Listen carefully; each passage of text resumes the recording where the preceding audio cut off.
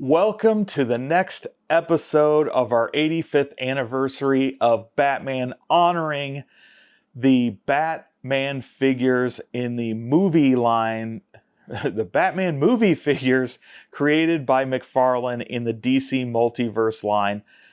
We have released multiple videos this morning. We had the Adam West Batman, we had the Michael Keaton Batman, we had Val Kilmer, we had George Clooney, but now we're in to the Christopher Nolan Dark Knight trilogy. And of course, now we are going to look at Christian Bale's Batman, an iconic Batman, a Batman that is a much more modern take on the character, a much more realistic take on the character that we've seen in any of the prior movies, and honestly, any of the future ones. This is about as real as you get if you were going to have a Batman character that was real. And so you really have to enjoy this trilogy of films. Of course, you had the iconic Heath Ledger. We had the Sandman in there. And of course, the final film, Dark Knight Rises with Bane. And so with that in mind, we are going to open up McFarlane's Dark Knight Trilogy Batman, which has that collector-build of Bane fig legs in there, but we're not going to pay attention to those. We are focused on Batman today. So let's stop talking about it and let's get this figure open, shall we? Okay, we are now moving from the Tim Burton era into what is probably definitively the best Batman series of films to date. Of course, we're talking about Christopher Nolan's Dark Knight trilogy, starring Christian Bale, the American Psycho himself. And here we have McFarlane's Dark Knight trilogy Batman. Of course, he's in this collector-build with Bane's legs. We've got that iconic suit from the later films. We've got some accessories here as we look at the packaging. On the back, we have the Bane picture, of course, showing us the other parts that come in the other figures. As we look down here, we have our cross sale with the Joker, with Two-Face, and Scarecrow down there. Of course, the side is your typical McFarlane DC Multiverse sides. Of course, Batman, the Dark Knight trilogy. So, not much more to show on the packaging. Again, love this window packaging. But let's get this puppy open and compare him to Michael Keaton's figure, shall we? Here he is, free from his plastic tomb, of course. Christian Bale's Batman. And this figure is quite intriguing. I think the sculpt, see, bring this closer so you can take a better look at that suit. That sculpt looks really, really good in my opinion. And we're now entering the 2005 era of Batman. We've passed Michael Keaton, we've passed Val Kilmer, we've passed George Clooney, and have found ourselves with Christian Bale. For me, this series is the pinnacle of Batman films. And I know that may be somewhat controversial, and I know I've talked about how that 1989 Batman really got me into comics, got me into collecting like a collector. But it is this film that tells a more gritty, not artistic, but a more mature Batman. It took a more honest look at what Batman would be in a modern era. How would he be if he was real? And they took that tie-in with the defense industry to explain how this rich guy gets all his wonderful gadgets, and built upon that a believable character, a rich, bratty Bruce Wayne, very much mirroring the hijinks of Paris Hilton and other trust fund brats. And built one of the most iconic superhero egos, identities of all time. Now, as we look at this figure, I am impressed. The sculpt is impressed. The painting is impressed. I love the different tones used in this figure. I'll say it's a little off. This should be a different shade of black where we have this gray here, but it's a nitpicky thing, but this is like basically a black on a black, so maybe a flat black and a gloss black really would have set that off. But the rest of this is pretty accurate. Unfortunately, once again, we find ourselves with a rubber cape similar to the George Clooney Batman and Robin figure. Batman and Robin, that's right. I'm losing my mind. Which is disappointing. I really like the cloth capes better because, again, these rubber capes really hurt us in our posability. And, of course, we have the card here for you folks from that packaging. And you see, you're never going to get him. Look at this nice long cape in this picture. That is not what we're working with. And of course, there's the back if you want to read that profile, the data file on Bruce Wayne and Batman. But this is a pretty interesting figure. Again, let's talk about the articulation. We've got good left and right, not so good up on the head here, but a lot of down. So it is interesting how these different Batmen have either really good up look and really bad down look, or the opposite, or none at all. There's none that have just full good head rotation.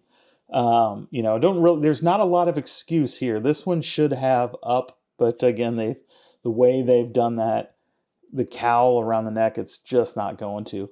Then as we take a closer look here at the sculpt of the head, you can see we've got a pretty good likeness there of Christian Bale. So again, they do a good job in these sculpts on capturing the actor's, jawline, lips. So so far they've done a great job. And of course, in this package, we do have numerous accessories.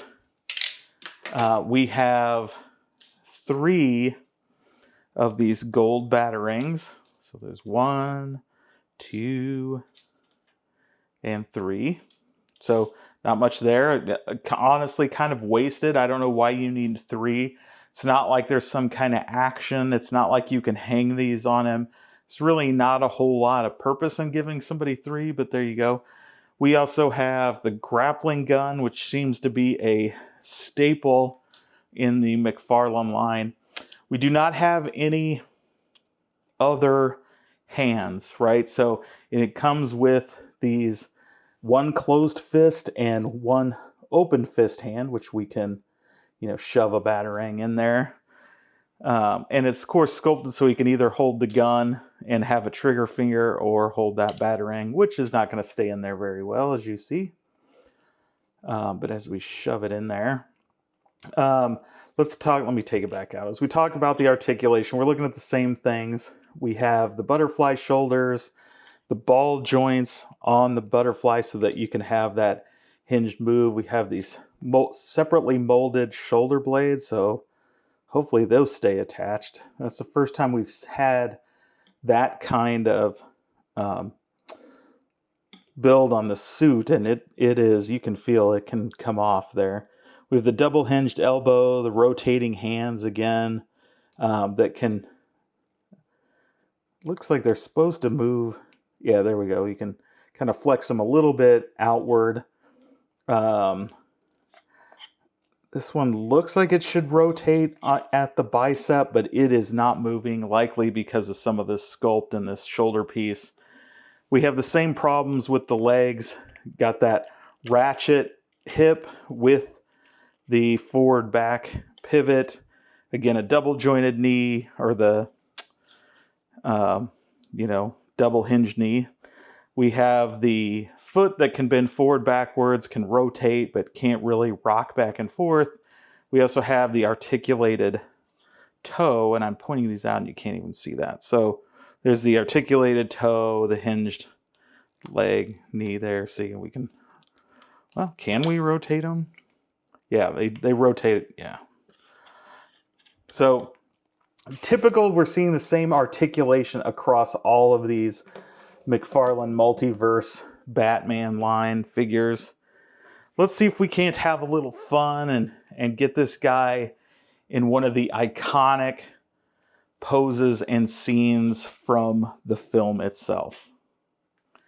All right, of course, this is one of those scenes, the iconic image of Batman climbing through the rubble of a fallen and destroyed building, of course. And you see here, we're able to get that really close. Of course, the one difference being we can't do too much with the cape. So the cape's just going to drape down. It's not going to move too much. But we're almost able to replicate that with that head tilt that so works on this figure. You have to wonder if that's not something they paid attention to, because this is an iconic image from that movie.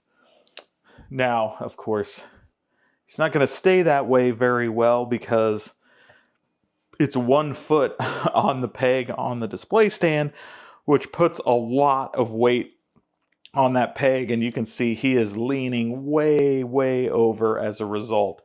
So probably not going to be able to keep him displayed in that iconic pose unless we make a little concessions and straighten this front leg out a little more, or find something to prop him up on so that he can stand the way he's supposed to. One of the things that I've always been somewhat disappointed with McFarlane toys over the years, and you know, McFarlane first hit the scene in that mid-90s era with Spawn, but really the NFL line, I had a lot of those NFL line figures that are more statues than they are toys, but they really looked really cool. But man, they're bulky and heavy, and they come with these little pegs to hold them on to their display stand. And over a few years, that weight really twerks that pin. And they start sagging real bad. They become very brittle and fragile. And so that's something with this line I'm hoping these figures don't do that. I know a lot of people that collect these don't bother opening. I'm a guy that believes firmly in you open your toys, unless it's a really vintage figure that you got sealed and you just don't, you're not going to want to destroy that. But if it's a modern toy, if it's something new, man, these things are meant to be open. They're meant to be quote unquote played with.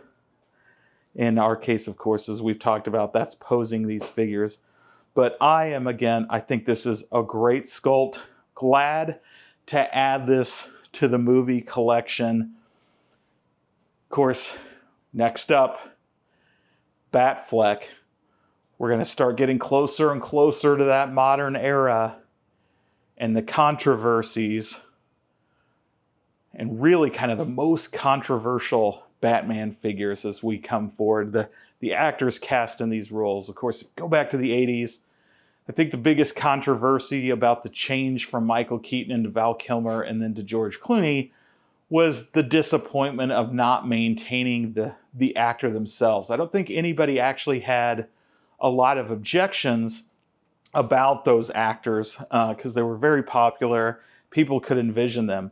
But certainly, as we hit Ben Affleck, suddenly people start questioning the choice in casting of these iconic characters. Does Ben Affleck portray Bruce Wayne and the Dark Knight? Does Twilight's Robert Pattinson represent the Batman? So we'll talk more about those casting choices as we get into those toys. So let's take a moment, give final thoughts on this figure.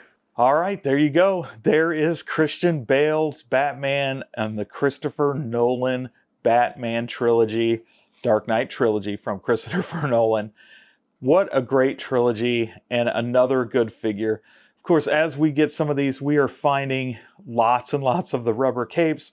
We're finding some paint issues, but this figure looks really, really good. Again, we're seeing great sculpts on these figures, on their faces, really looking like the actors. So I hope you enjoyed this one. Let me know in the comments so far what has been your favorite Batman movie character. We're going to start looking forward, of course.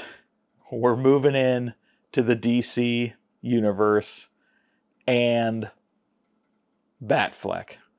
Ben Affleck, that's right. We're going to dive into Batman versus Superman, Dawn of Justice Batman, and take a look at Ben Affleck's portrayal of Batman. So join us on the next episode.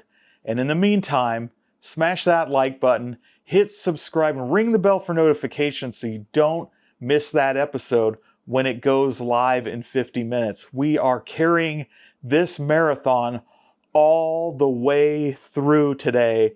So plenty of episodes for you to join in the appreciation that is live action Batman movie toys and figures. So until next time, have fun.